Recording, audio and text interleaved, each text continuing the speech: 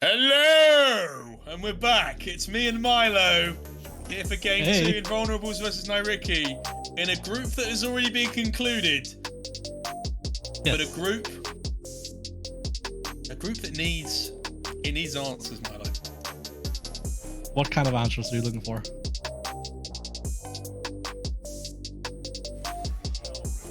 Okay. What did you tell me, you stupid? Look, you're the colour caster, mate. You were the one who said the news answers. The question is, NYYRIKKI can lock first there, can't they, if they beat Invulnerables? NYYRIKKI, yes, they will lock first if they win here. And Invulnerables, they might think that they've got a chance of getting out. But they do it because you told them something. But we know better. We know better. Apparently they can't, but I don't know. No, they can't. They don't have the head-to-head against Singularity, but they can still try and, I guess, win some pride back, maybe? Nope. Doesn't look like they're going for that. They're going for the Draven B1. Draven B1, love it, baby. Lona. Wait, did they do this earlier as well? I feel like someone did that earlier. No. You've lied. Why are you lying to viewers? Was it last week? Someone locked Draven B1 at some point. Please, man, you're just a liar, is what you are. You're a liar. You're a charlatan. No, it was NYYRIKKI. It was NYYRIKKI doing it B2 last week. I see. Oh, it's a bit different, isn't it? Oh, sorry, B2? R1. My bad. Okay. But but they actually but this was what NYYRIKKI did last week. They did Sejuani and Draven R1, R2. Yeah, wow. And now they can't do that because there's no Draven.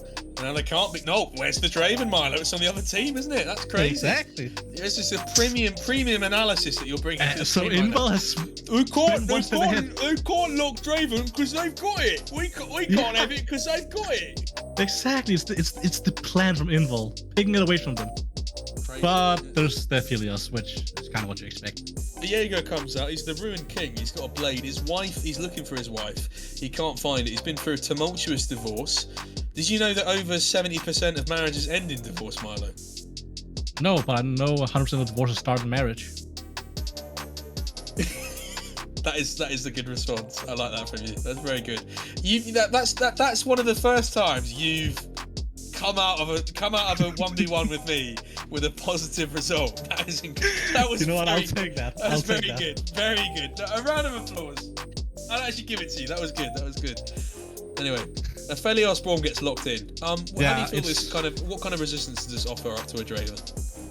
It's first of all, it's a very standard bot lane, the Aphelios Braum. It's been out there since the Aphelios came out. It's of course strong because you can easily proc the Braum passive. It gives you a lot of front line for someone who is really immobile in the Aphelios, and in this case it gives you a whole shield to block the Draven axis, which is kind of useful in this situation as they do hurt quite a lot. It also lets you, if you have the right guns, of course, it lets you play on the range of Aphelios without being in too much danger of this Draven. So now I really like this response. It actually, generally, NYYRIKKI just has a strong team here. Like the Braum Sejuani has really nice synergy as well. Both having the melee or having the on-hit procs that they can kind of help each other with. Meanwhile, on the other side, we see Invul just trying to go for these kills. They have the Akali going on in. They have the Viego resets. They have the Draven killing potential. Like they're just trying to kill. Exactly. No, I do agree with you there. That's very true. You've actually decided to start telling the truth, Milo, which is very nice of you. Spent so much time, right? Yeah, you gotta start somewhere. It's true.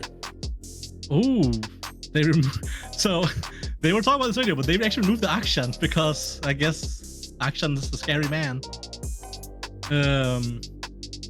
And so they're kind of scared of what Ramuka can do in this top lane. Ramuka has played some really strong top laners, and I feel like, yeah, you definitely kind of want him on something more tanky if you can, but they won't even show yet what that is.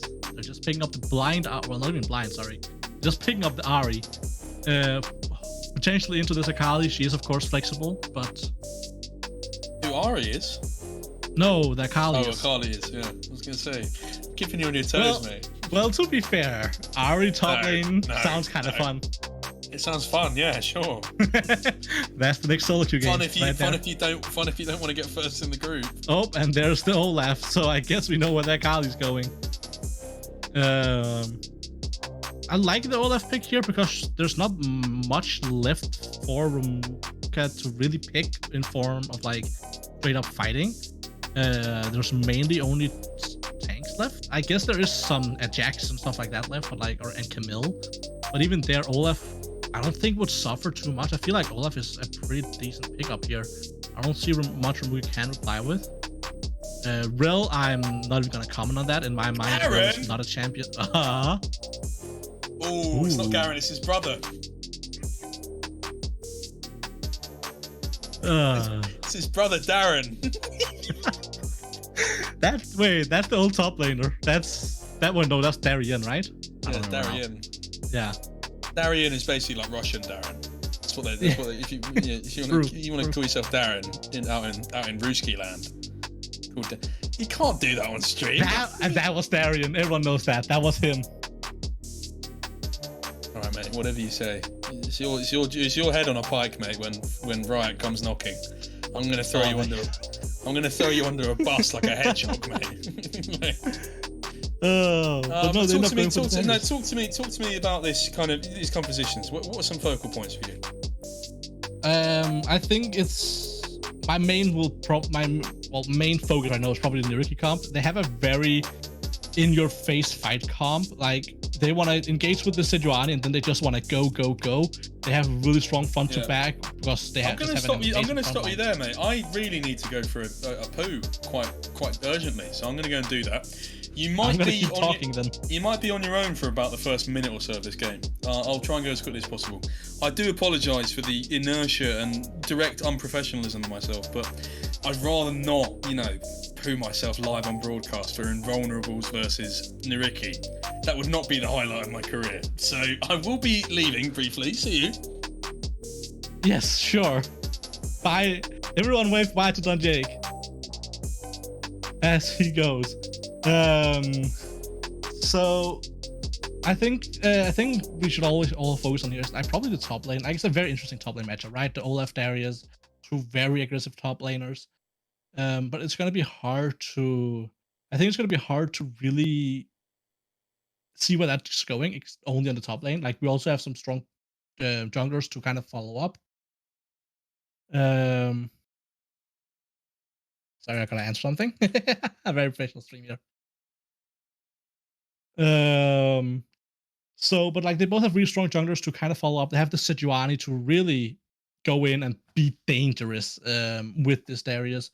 On the other side, Viego, once he gets the resets going, once he gets a real good pick, can also be very, very scary.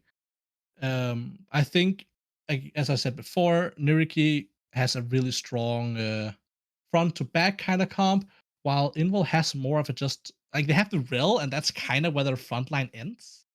I guess Olaf, if you kind of want to count that, but not really a front line, more of in your back line kind of champion. And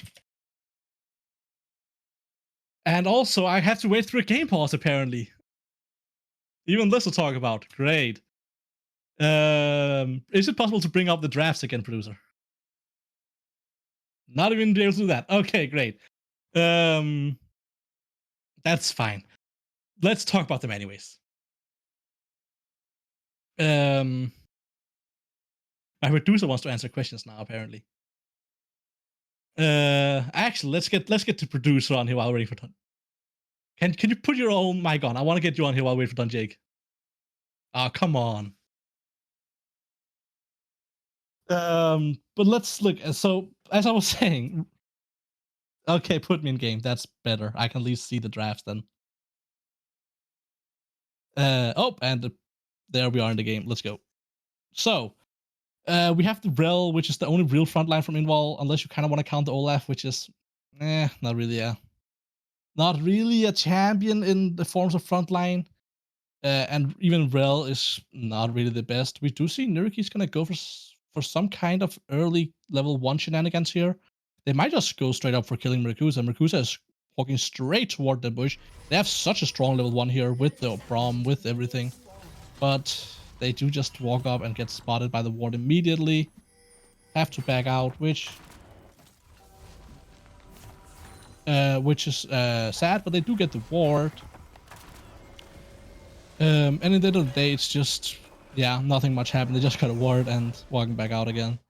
This would have been a good opportunity for Invul to try and get at some deep vision in the top side, maybe even bot side, because they know where all NYYRIKKI was. They ended up not doing that. They ended up just getting very shallow early game vision and not really doing much with it. I would have loved to see more. Even here, even NYYRIKKI was kind of ready for them to do that, but they didn't.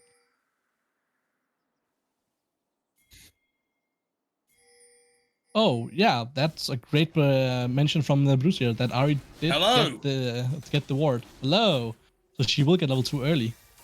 I've returned from the expulsion. Yes, welcome back. Nothing much has happened since you were gone, since they decided to have a break just for you. Well, that's nice of them. It's almost like they knew. Yeah. Only thing you've missed was that Ari got a ward in level 1, so she's slightly ahead on XP. Well, that is supremely impressive, isn't it? Right, what a development. Sorry, big yellow line as I sat down. Sorry, mate. I see that. I see that. Yeah. Draw more if you want. Draw a nice little smiley face as well. Oh. Didn't quite manage to get it out there. It just looks like an eponymous tit now, unfortunately. But no, as I was saying, while you were gone, while NYYRIKKI has a strong front to back kind of comp, Invul's only real frontline is Rel, which there's a reason we haven't seen her in recent times. She's just not really that strong. Ghost for Ghost burn on the top side. Oh yeah, they went for a little skirmish. Looks like they both kind of went even in it though. Luna's looking for an early gank, but slices as well. Yes, indeed. Here comes Lulas trying to find that stun onto Marcusa. He's going to find it. First blood is going to go the way of Slice though. Gets the passive reset. Looking towards Fatesky and Abagnale, but couldn't find it. Invul will strike first in this game. Still trying to play spoiler against the leaders in the group. Although getting out of this group may be a foregone conclusion, they can at least play for pride's sake at the moment, and they've strike first. In this game, Slice is the first to the play there. Oh, and they're really using it for something. Really using I like this idea. Lulas gets it though. I'm going to try and find him. They can't quite do it though. The play goes awry, unfortunately, and they might be getting caught out here. Stun comes out. Abagnale flashes forward. They're going to try and find the reset on towards him. He might have gone a bit too aggressively here. Can Marcusa get out? But no, he can't. They've killed him for now. Slice goes low as well. One more attack from Energy will do it. Lulas flashes away now, and this might be Invulnerables buying off more than they can chew. For sure, Lofty has to flash away. But it's 3 kills that are found in response for NYYRIKKI, and they turn the play on its head. And yeah, that's how you throw a lead. You got a good little lead level 1, and you just was like, okay, let's try go for an invade. I like that idea. And then they overchase and just decide to throw the lead. There was no real need to do that. You just take what you can get. If you didn't get the blue buff, you lost a bit of time, but you're still ahead, right? In this situation, you didn't just ended up behind, actually, which is not something you want to be with this comp. You kind of want to be ahead, because while you do get strong in the mid to late game, so does NYYRIKKI. And NYYRIKKI can kind of handle taking a little bit of beating early, because they do have these frontliners which will come online, which Invul just doesn't have. Oh. But I think it's interesting with these junglers though that we're seeing here, because we are seeing, as I mentioned earlier, this very good synergy of like the Sejuani, the Braum, the Darius, like really strong jungler with these 2 champs. On the other side, we just see Viego, which in generally is a pretty decent pick, but I just don't see him doing much here. You have such a big frontline you have to get through first, and you don't really have much to break that front line to get those resets. You could be looking for the flanks, but even there, like, Ari's gonna take care of herself, and Braum will just be on the, like, defensive duty, trying to peel. Say that Abagnale's gone quite aggressively here. Slices off to the side here, finds the stun initially on towards Abagnale. Big E from Lonar, can they find him? She's going to get the triumph as well into the bush, and it's 2 kills for Invulnerables. They strike back in the bot lane. Looks scary for a second. You thought Lonar might drop from Fatesky, but he gets the triumph as well. They didn't even get 1 kill back. Yeah, and just like that, Invul gets the lead back that they lost before. This game is definitely going back and forth. It is exactly what I expect to see from Invul. Seeing this very, which I kind of also missed a little bit last game, this very aggressive, in-your-face playstyle, just looking again and again and again. You don't need to play around the macro if you can just beat your enemies that much on kills and goals early on. And I feel like that's kind of the playstyle they're going for here. There's a bit of macro, of course, setting up a gang like that, but overall, they're just more looking for fighting, and that is definitely something you should do when you have the Draven. Definitely do agree with that. He's 2-1-2, participated in all of the kills, and that's very much indicative of the fact that all the action has been in the bot lane so far. You can imagine it's going to continue to be the case, at least for the oncoming minutes, with those summoners being burned by the Draven. You'd expect Sejuani to make her way down there at some point in the next 2 minutes or so. Yeah, though we actually see Lotus keeping up this bottom to top full clear. Just kind of acting like bot lane never happened. And we see slicing up again. Flash forward from Marcusa. Fateski doesn't have the flash just yet. He's gone in quite aggressively. Slice is going to find Fateski. Can they find one more? No, they cannot. But what will they do with this wave now? It's big enough that they can choose to freeze it if they want to. They're actually not going to do that. It's going to push it. Held to caution. Caution to the wind. That wave will get pushed in. I would have liked to have seen them actually preserve this as a freeze. Yeah, I was about to say, I think the freeze here, if you're not going to look for the dragon with this pressure at least, I think a freeze would have been better to keep. You just gave this wave for free, like, for no reason. Yeah, you end up giving, most of this wave, as you can see here, only real things lost is actually going to be like one single minion. So, yeah, no, they should have definitely kept the freeze. If they want to go for Drake, I then don't understand the pressure, but you didn't have the pressure in mid lane to do that. So you would kind of still be running a small risk with that, but Lotus was actually in the top side, not really making sure it wasn't really that much of a risk. We're seeing Lotus still hang around up here. He's just getting some vision though. We are spot out slice here.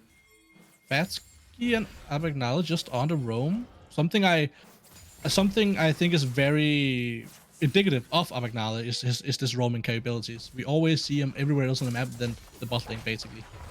And here they are just roaming up to help secure this Herald, and there's no real answer from the side of Invul here. Yeah, they're getting a push in bot lane, but once again, they're not going to get much out of that. Maybe a plate, maybe 2 platings, considering how low that plating was. But they kind of really need to get more than just this, because they just gave a Herald for free.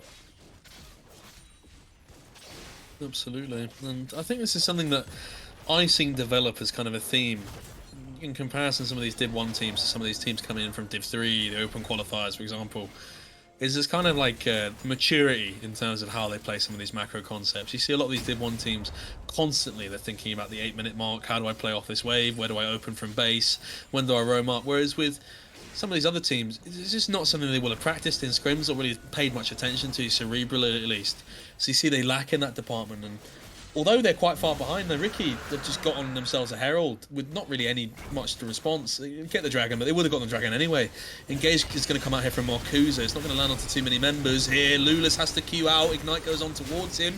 Lana has the ultimate any second now if you can get a little bit more damage. Looks for it. It's going to be Slice picking up the kill there. Ultimate from Sejuani comes out in response, but doesn't do much. It's another kill for Invulnerable for now. They do continue their domination. Slice up through a big game at the moment. Yeah, this was definitely what I want to see from Invulnerable. They went to they decided to finally try and answer what happened topside. They went to the Dragon, then try to go down and try and punish this pushing bot lane. They actually got a lot out of it. But I do kind of want to go back to what you were talking about before, the whole idea of like these Div 1 teams versus Div 3 teams and the way of thinking of the macro. Because I agree a lot. I think also just one thing that you see a lot more in the Div 1 teams that you don't really see in the lower Div teams is the whole idea of like gold calculation in your head. Like, for example, here, losing one plate bot lane is value for gold-wise if you get a free Herald. Like, trying to keep running these evaluations instead of just having the idea that you don't want to lose anything, sometimes just do a favorable trade, which is what you saw NYYRIKKI do there. And I feel like we see a lot of these, lower div teams just wanting to straight up go for losing nothing at all, which often ends up in you losing everything. We see the Herald being dropped mid lane. Here's now where they're gonna cash in on some of that gold that they traded earlier. But they will get fended off pretty quick, so it will just be the one charge, it looks like. Split amongst 4 members with these plates even. So we see NYYRIKKI back only 100k, only 1k behind now, but they are still behind, and I would actually love to see the gold on the teams here, because I would imagine a lot of the gold right now is actually, yeah, a lot of it is on Slice here. I thought I would actually see more on the Draven with these 2 pickup kills, but actually it's only about 400. But we see Slice way ahead. I was talking about earlier how I don't think the Viego fit really well into the comp, but if you get far enough ahead, does it really matter? It doesn't seem like it does. Yeah. But where do you sort of go from this point onwards? Because I feel as if Invulnerables, they've got themselves a lead for sure. Slice is very far ahead, but we spoke about the difficulties he would be having this as a champion in terms of just kind of carving a way through, carving an entrance into these team fights. Is it the case that you think that NYYRIKKI can sort of sit back and just wait to get to these key items? Can they avoid? Fatesky's going to walk straight into a Viego W, at least for now. Slice is going to be able to ultimate out, but he's still tanking the turret for now. Got to be careful. Marcusa's going to die, though. And energy goes in. Slice, really questionable decision making, taking that extra 3 turret shots or so. Lofty now as well. Gonna have to R over the wall. Ultimate from Fatesky. It's not gonna quite land. But just like that, they've basically thrown away any lead they had. Yeah, 100% they just threw up. One more will do it. That's gonna be Lofty dying as well. Gets 1 in return though, at least for now. Flash away as well, straight into the queue from Ari. And it's just, it's confusing, almost, as if you feel. There was no reason to play towards this. No. I was actually just about, so just before this, you kind of asked, like, where to go now from Invul, right? And I was just about to say, I want to see them stop doing this bot lane thing. Yeah, they've been bot lane several times, but also last time they were there, they won the fight. But Lotus was ready for them, showing that NYYRIKKI has picked up on what you're trying to do at this point. Once again, Lotus was ready for you guys here. Stop trying to be hyper-focused on one lane like you are here. You already got the Draven ahead. Maybe try and help your suffering Olaf in the top lane. Might not be looking like you're suffering that much, but definitely behind. And we can see here in the replay that what's like gonna come soon, I hope, of what kind of happened. Because again here, we know what they're doing. Everyone knows what they're doing because they've kept doing this. They want to look for dive spot, but Lulas was ready, and we already had Mercer moving down as well. Energy, I mean, sorry. I don't know why I said Mercer. Energy. And that just meant there was no real way of this being like a victory for you, because you've been doing this over and over again. They're ready for you to do this at this point. Yeah, completely. You see this ultimate from Aphelios. It goes wide. Yeah, and with this, like, we just see them, they try and keep going, like, around, and, like, they look for more, and it's so free. Lofty does pick up 1, but at this point you don't really care, because that 1 means you can even push bot harder. And now we just see that the goal changed completely. NYYRIKKI is up about 1k now, which Invul was before. And you're still having a suffering top lane. Olaf isn't really having a good time into this Darius. We again see Slice down the bot lane. Like, they keep want to try the same old play. I know that they want to try and play around this dragon because they got the first one, but you have to get more setup. Ooh, this is looking for a fight, but also down at the dragon they're looking for a fight. I like the idea of looking of 2 fights at the same time to kind of disorient them, but it's not gonna work. There's no TP, so it's not gonna mean a lot. And you haven't really set up around the dragon. You're just kind of looking for a dragon, which... Most certainly fishing. Towards the spot lane. First turret has been made available. Get that mid lane turret. Akali was not able to stop that push. And now they're looking towards the dragon. They've got a little bit of priority, at least in the spot lane for now. Slice is waiting in the wings, ready to strike at a moment's notice. But this is what Slice has been doing all game, and they know it. You can see Lulas is ready. They know it. And Slice, if he's here because they want to look for a dragon, they need setup. They cannot just wait for a fight, which is what they're doing. Yeah, look, now they have to give up the dragon. They got nothing out of it because they didn't set up for it. They just expected it to go their way for some reason. Stop trying to do the same thing when it's clearly not working, when the enemy's already found you out, and you're not gonna win the 3v3, the 4v3, because energy is gonna move before Lofty. Like, just try and do more with what you've got. You weren't that far behind. You still have a pretty strong Viego. Do something with it. And once again, we see Slice looking here down here. And once again, we see NYYRIKKI being ready for it. Like, I've read this story before, and the ending was boring. The ending was not great. It's definitely not a cliffhanger, but in any cases, Lofty going in towards energy, has to walk out of the shroud. They're going to be R2ing over the wall here. Could be an extended fight here. Here comes Slice in, stuns up Abagnale, ultimate out from Fateski. Energy's found Lofty off to the side here. And the Invulnerables have chased too far into the corridors of chaos. They will be getting it to one of their members for now. It's a lovely charm. Will a little bit more damage. Can they find their way out of here? They've got to walk far away from the turret. Lotus is off to the side, has the flash available. One more auto attack will seal the deal. That's a flash forward from Abagnale. Lovely little silky smooth play there from him to find Lonar. And things go from bad to worse for Team Invulnerables.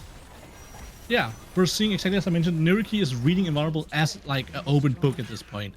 They got caught off guard by Slice sitting bot lane the first 2, maybe even 3 times, but after that, they were just ready every time Slice was down there. They almost like they had vision on him at all time. They just knew he was there. They were ready for him. They knew that if Invulnerable was gonna keep looking for these bot lane fights, they were gonna keep trying to take them back, and they would just like this have better position because they actually set up for it. They don't just show up and expect things to go their way. They do set up, and that setup leads to them winning these fights. Completely with you on that one, Milo. You feel as if options running rather thin for Team Invulnerables now. I would have liked them just at some point just to invest some resources towards this top side. Put that top lane matchup ahead, but they do manage to pick up Fateski here on a bit of a rotation. It's going to mean they get the Rift Herald, gives them a little bit more gold in the pocket. With Darius in the bot side now, Draven working his way up here. It's a 4v3 at the moment. It is a 4v3 at the moment. I would expect NYYRIKKI to just back off. Yeah, they know it's second Herald. Doesn't really... There's no risk of plates at this point. We might lose a tower. It is what it is kind of thing. Once again, they're doing the math in their head. First of all, they know they won't be able to win the fight. But also doing the math saying, even, like, it's not worth risking the fight either because it's not going to be that much gold, that Herald. Meanwhile, we're just going to go back to mid where we already had the pressure, and we're just apparently going to get a free turret. Even though Invul was the team that was up in players with Darius pushing bot and Fateski just leaving the base, Invul still got out-rotated by 3 players. Yeah, they end up trading tower for tower, but you lost your second mid tower and you're losing your bot tower now. Indeed, rather confusing set of decisions being made. Maybe it's happy somewhat, at least, with getting this turret. I'm going to try and work their way towards this tier 2 as well. Maybe it'll make it semi-okay, but they won't even be able to get that. Ari might face check Slice here. Meanwhile, Zanti trying to pick up Fateski, couldn't quite get him. Oh, actually does on the fadeaway. Lovely bit of play there. Might know how Fateski's let that one happen. Can he get away from this? Abagnale with the final Q, not quite. Teleport's coming in now from Lofty. As Ramuka on the back of this has the Ghost primed. He's going for a few extra things here. One more auto will do it. Can he get Slice? Not quite. He's going to go into the passive regeneration. And things are starting to heat up in a major way in this game. Yeah. First of all, Santi on that fadeaway was beautiful. Also, just dodging out of the way, just barely getting hit by everything, and just getting out safely. Meanwhile, Slice also was looking to be in a really bad position and still got out, ended up picking up a kill on the one who was TP'd. But we still see them, even though they picked up all these things, they're still behind on gold because they didn't like really, again, do the gold calculations of their plays. It feels like right now Invul is not really trying to think of like how much their plays are worth or like how much they're going to trade. Basically, they're not thinking of the game as chess, which I know is an old metaphor, but there's some truth to it. They're more just showing up wherever they feel like and hoping that it's the right call. Which sometimes works out for them. Sometimes it doesn't. Absolutely. You can see here, Zanti looking once again for a little bit of a breakaway play there. Couldn't quite find it, but his teammates do take the advantage of with that numbers advantage, looking towards this Baron, you can see Fatesky and Abagnale trying to spot it out, see if they can smell it out. They know now, they've seen Lonar, they've seen Vision on the Baron. It goes down to 4k now. There's no one here that can potentially steal it. It's just about which members they can take out. There's a big Rel ultimate on response there. Ramuka gets the first ultimate off the team fight here. He finds Slice as well. That's a double kill for him. Abagnale, they're trying to find Lofty now. Who can get out on towards this? Draven potentially will be the only person to descend from this team fight. Lofty as well. They get out with 2. Is it worth it, Milo? See, again, yeah, they get out with 2. They get the Baron, or they have 2 Barons. The gold actually just haven't moved in a while, even though they just lost like 3 members. I think it's kind of okay with the shopkeeper's gone on vacation. Oh wait, yeah. I don't know. Shopkeepers were tired of the buys, I guess. He saw all the items that were getting bought last game and has just decided to stop playing. I guess. Even this game, we kind of see the Evans route. I feel like that item. Actually, how much? Can you check the Evans route? How much damage has it increased? That's the Everfrost. Evans route. That's the real item. There we go. Oh, 320. 320. Yeah. So we were talking about whether the Baron was worth it or not, because I'm not even gonna comment on that. I don't think it's a good item. I don't think it makes any sense here. You have plenty of damage already. Yeah. So, but the Baron, I would say it's somewhat worth it. Nice. Somewhat worth it because. Oh. Hang on a second here. As Lotus is going to be the one who picks up the dragon. Slice has a fair attempt of it, but didn't quite do much. Would have been a good. He did his best. Yeah. Now the game's in a relatively even state. How does this game end up faring as it kind of descends into the later stages? So if we get into the later stages, I think NYYRIKKI has an actual team comp, while Invul has more of like 5 champions thrown together.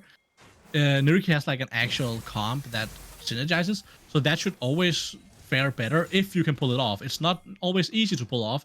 This should be a standard front to back, but when you're against champs like Akali, like Viego, standard front to back isn't so standard all of a sudden.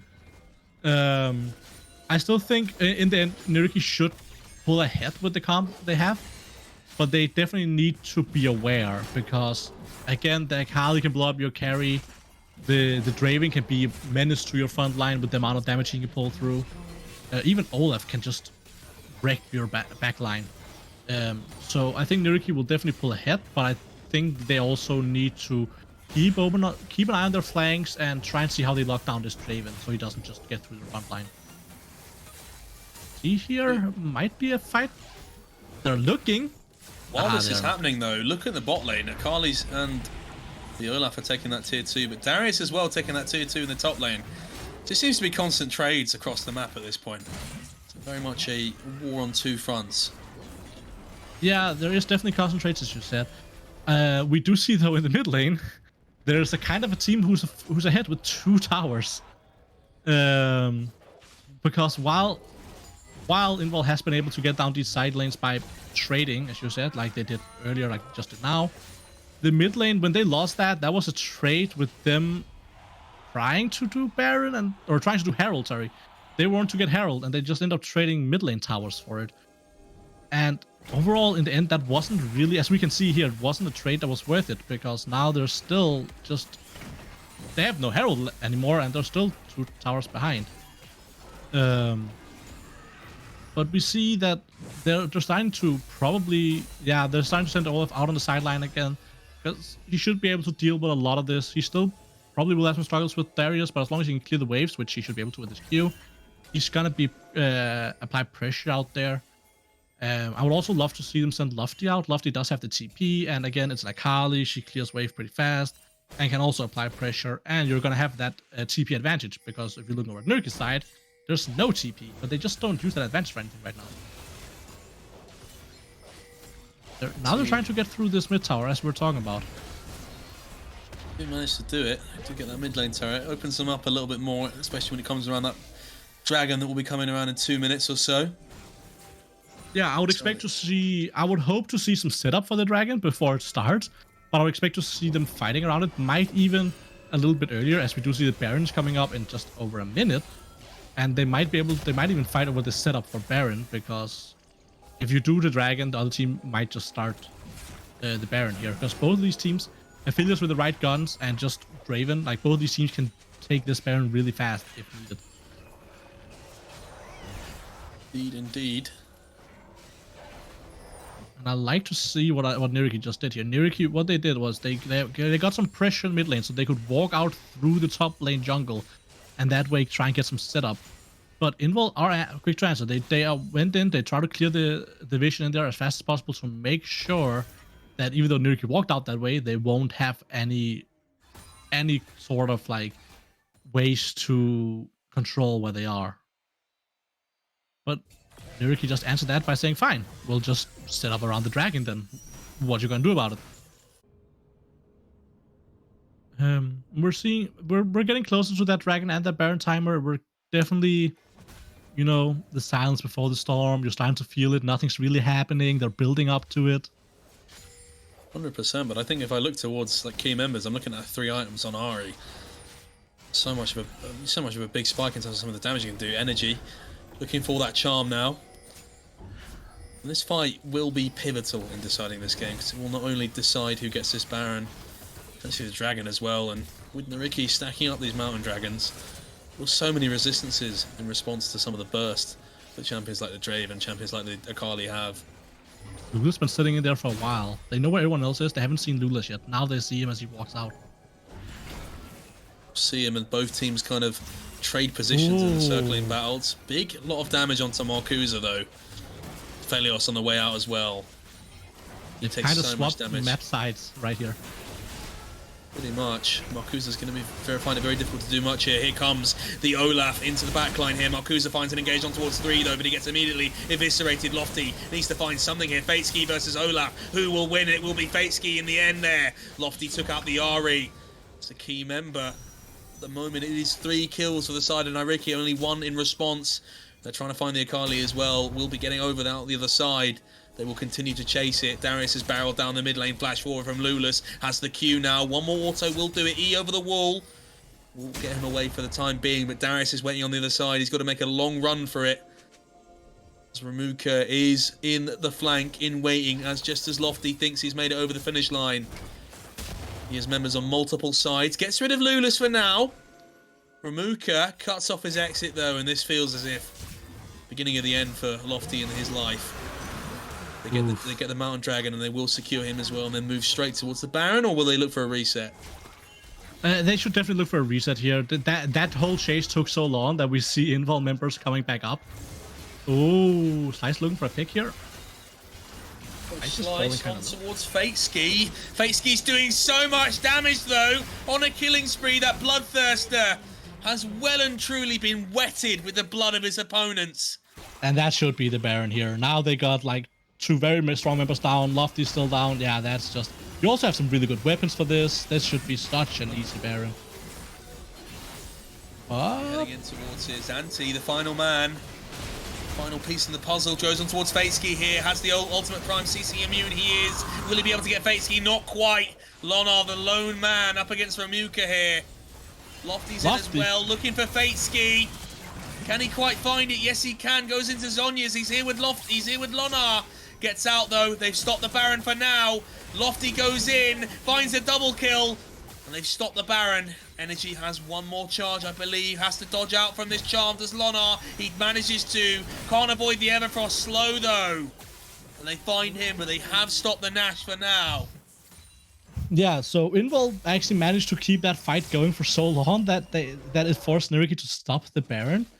But again, NYYRIKKI just got so much gold off of this. And we're seeing here in this replay, like, here's exactly what you're talking about. This right here from Ahri is what actually makes this whole fight. Because now Marcusa is so low, as you mentioned, those 3 items on Ahri, that whenever they're gonna go for the engage, which they end up going for here, Marcusa is gonna die right away. Also, we just straight up see Santi going in a little too early, dropping so much health before he finds Fatsky here. And at this point, it's just over. Like, Fatsky is also doing really well just keeping the distance between Lofty. But then the long chase for Lofty happens, and they have to, like, find even more before they can even think of Baron. Which, again, Invul then just extends and extends and extends. Looks like they're looking for the Baron egg once again. It is known to be the best way to throw the game, but it could also be a great way to end the game if they get it here. But Invul is ready for them. Invul is just too slow though. NYYRIKKI just ends up getting it. There's a fight. Get the fight here. Sejuani has taken the Baron down, but Lotus has dropped. Lofty trying to find a little bit more on the backline, goes into Zhonya's, but this should be the beginning of the end now. They do take out the Olaf, they take out all members of Invulnerables and get the Baron for themselves. With 40 seconds on the timer, is this the end of the game? It could very well be. Like, it looks like Marcusa thinks it is, at least. They have the Baron, they have some minions with them. They could just, yeah, they just send in someone to tank them, and they just have the minions to make sure that the towers are weaker. And before the game ends, I will point out, I don't normally do this, but look at the score. 0, 2, and 23. That man was a menace, trying to be everywhere on the map, and was definitely who saved them. With that, I believe NYYRIKKI locked themselves in first. They do. Last game, no